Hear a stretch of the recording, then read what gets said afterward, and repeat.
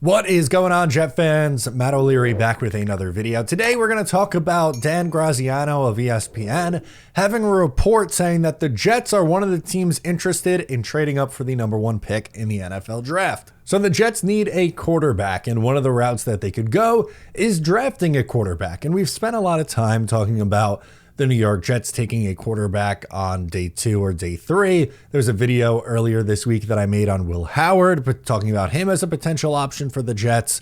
A lot of Jet fans also like Jackson Dart, or who's another example of a mid-round quarterback, Kyle McCord out of Syracuse. But this report from Graziano references the Titans looking to trade out of the #1 pick, and both the Jets and the Giants being interested in trading up in the draft. Now, the player that would be the target at pick #1 would be Cam Ward. And I do have some fears about trading up in this draft. And I like Cam Ward. I don't love Cam Ward. There's a difference. And I think you have to be in love with a quarterback prospect in order to trade up, in order, to land him, because it's going to take a lot, which we'll talk through, but maybe the Jets actually are in love with Cam Ward as a prospect. So the Jets have the #7 pick, and to get up to the #1 pick, I think you're looking at least, so you pick swap in the first round, so you trade 7 to move up to 1, you give up a second round pick this year, and you're likely giving up a first and second round pick in next year's draft class as well. We'll see if there's anything else tacked on. Maybe it's, day 3 picks or pick swaps, for side to side here. But you're going to, moral of the story, you could absolutely kiss goodbye second round pick this year and likely first and second round picks next year. The Jets have a lot of holes going into this offseason. They have a lot of work to do. They need to find 2 safeties. They need to find probably a linebacker, interior defensive line, a guy or 2, a cornerback 2. Multiple tight ends, multiple wide receivers, a right tackle. You could do some of that in free agency, but I think you need to do a large chunk of that in the NFL draft. And by giving up all those assets to get up to #1, you're taking away the opportunity to fill out the rest of the roster. My plan would be to use a veteran stopgap this year in 2025 and build out the roster, be competitive in year 1, and try to find your franchise quarterback in year 2.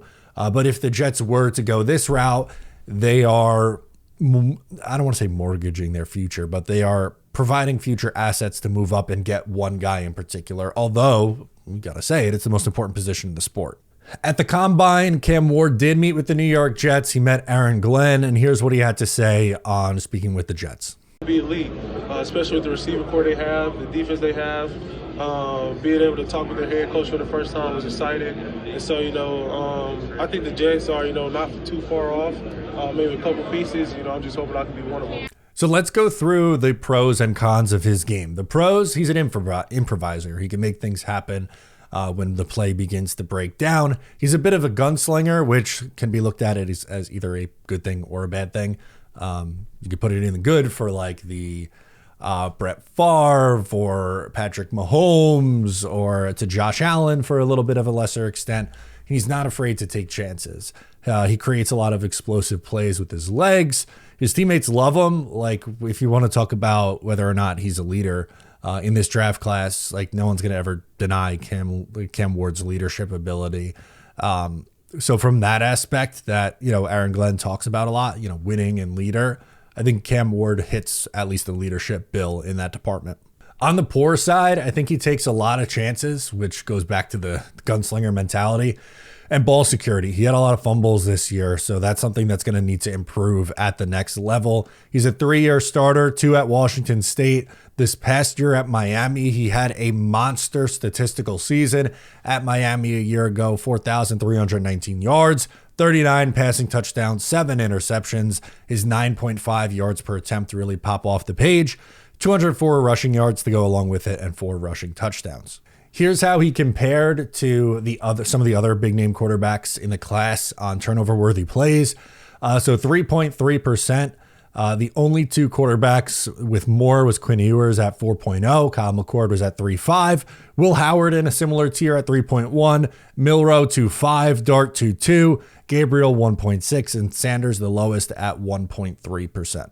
This would be a really bold move in year 1 for Darren Muji and Aaron Glenn. And to be completely honest with you, I don't know how I feel about it. If this was something the Jets would do, I would obviously root like hell for Cam Ward to be the answer.